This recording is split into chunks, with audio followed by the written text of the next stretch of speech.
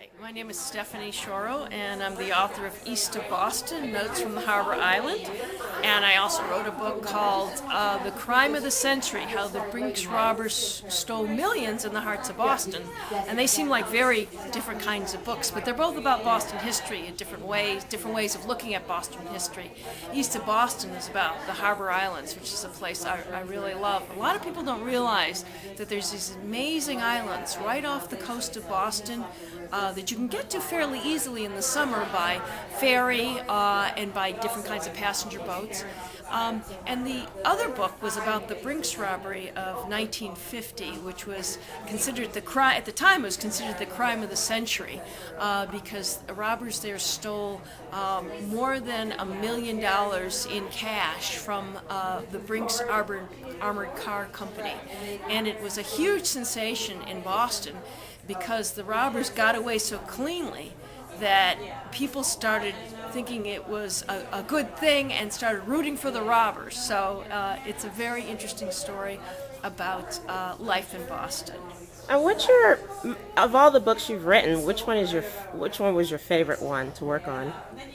It's hard to say which is the favorite one. I must say I really enjoyed doing East of Boston because I spent a lot of time camping out on the island. So the research for that was a lot of hands-on research out in the ocean air and in climbing around the ruins that are left in some of the islands. And I was able to do a lot of photography for that book, so I really enjoyed that. But I must say that the Brinks robbery really captured my heart because I really began to feel like I got to know the robbers, particularly the gang leader, a guy named Tony Pina.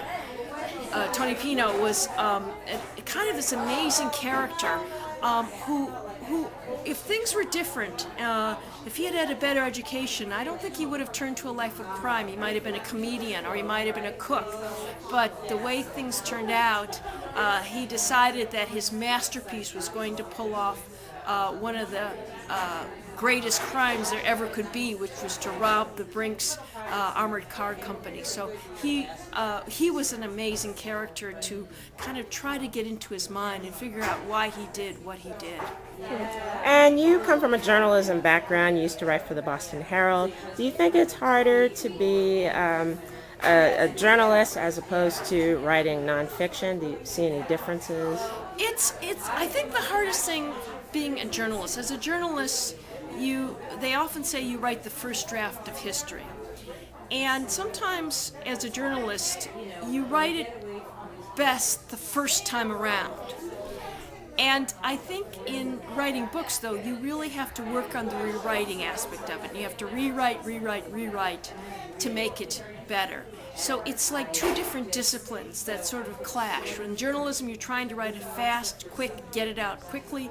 In writing for books or writing a longer form, you're really trying to take a step back, think about what you're writing, think about how it will read not only tomorrow, but 2 years from now and 10 years from now.